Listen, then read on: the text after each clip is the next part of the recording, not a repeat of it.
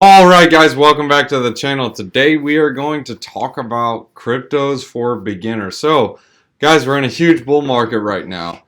You don't know what to do. You think you missed it. You don't know what to do. It's okay, you guys didn't miss it. That's the good news, A. B is there's still some good moves and good plays to be made.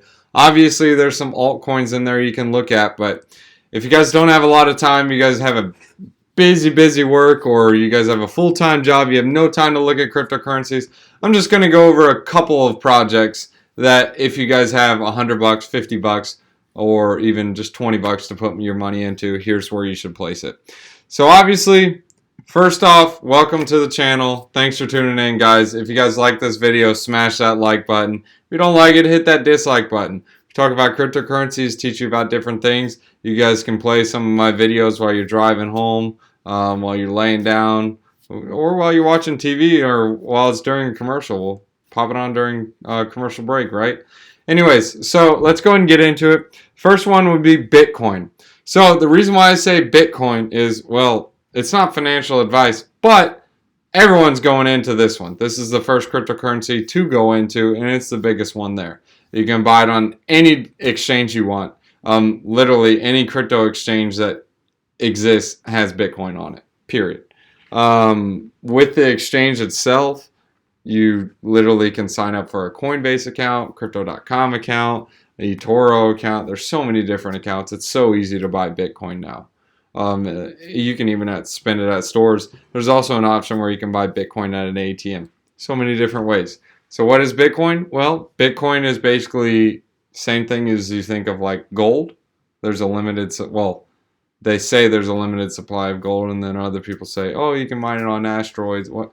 Forget it, whatever. So the main thing you need to know, max supply of Bitcoin is 21 million. There is probably less than 21 million because people lock it up on a hardware wallet, they lose it, etc.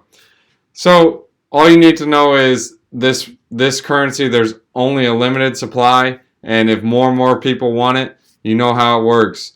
Decreased supply, increased demand, that causes chaos and makes people like, oh, I gotta buy it, and makes the price explode. So you can get it in while it's a low price. Another one is Ethereum. Ethereum is the second one. This is basically the internet, the backbone of the internet. So this is where all the cryptocurrencies are built on. There's about 3,000 different cryptocurrencies built on the Ethereum network, and they're getting more and more every single day. Yes, it does say an infinite supply, but there is a token burn mechanism in Ethereum. So with Ethereum itself, it actually is a decreasing supply. Yes, they have an inflationary rate, but the rate at which the tokens are being burned, the rate they're being used, now that it's proof of stake, now there's Ethereum tokens that are going to be locked up. So now there's just a limited supply. There's currently like 3 or 4 million Ethereum tokens that are locked up in smart contracts right now, with staking. And now there's even more on DeFi projects that lock them into their protocols so they can get lent tokens on it. So for example, like the Kava network, just watch some of the videos that'll explain a little better. But what you need to basically know about this is, yes, there is an unlimited supply, but it's a token burn. So as tokens are being minted, there's also tokens being burned. So it's leveling it out, and soon enough, if Ethereum gets big enough, it'll actually be a decreasing supply. So everyone knows if you own one stock and it's worth $100 as a full company, and your stock is worth $10, and now the company's only and now there's only 5 shares of the company instead of 10 shares. Well, now your shares just doubled because they multiply. Another one is Litecoin. The reason why I say Litecoin is it's been the most consistent. It's nothing special. It's basically the same code as Bitcoin, but here's the difference.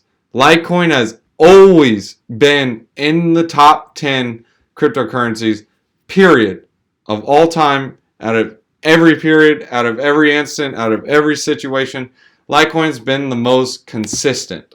It's always stayed in the top 10, obviously, other than Bitcoin. And on top of that, Litecoin can be purchased on several different exchanges Actually, it's probably running up next to Bitcoin. It's even on PayPal, and there's only 4 on PayPal. Litecoin is considered Bitcoin, or just like Bitcoin is considered gold, Litecoin is considered silver. That's what they say. Another one is Chainlink. The reason why is, well, we always need an oracle.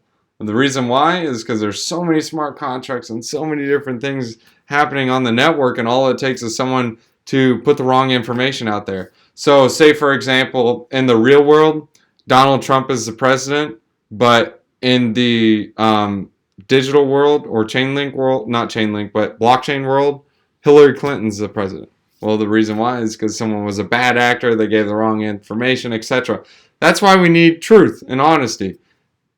I mean, if you guys don't believe me on that, think of the last vote or the previous voting scandal that we had.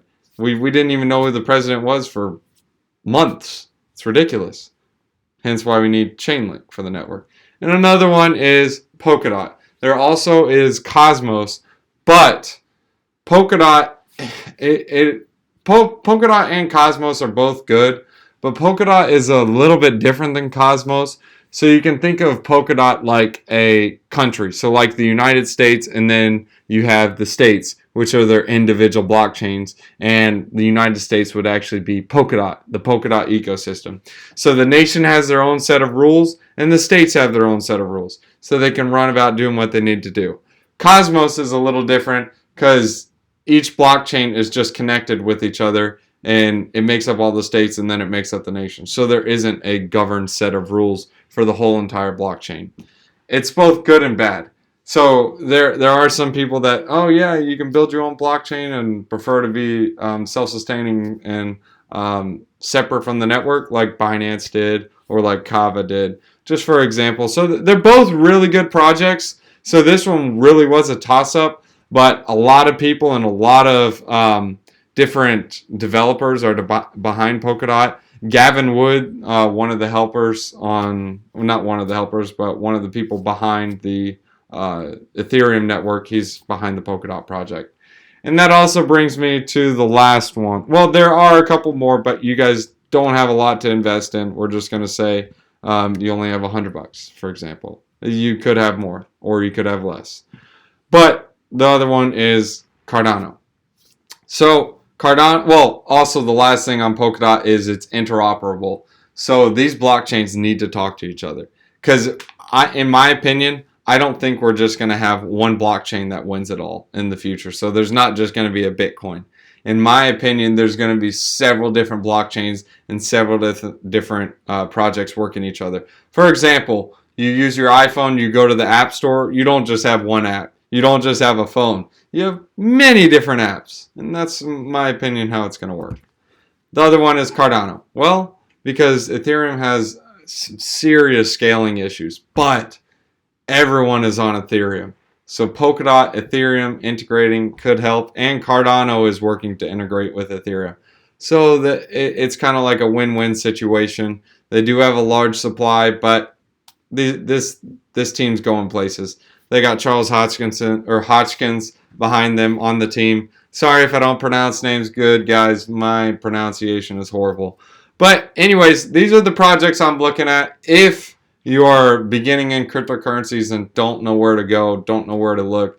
If you guys are more experienced, take a look at some of my other videos. I'll talk about some small cap altcoin gems. They are a little more risky, but they got a huge potential upside.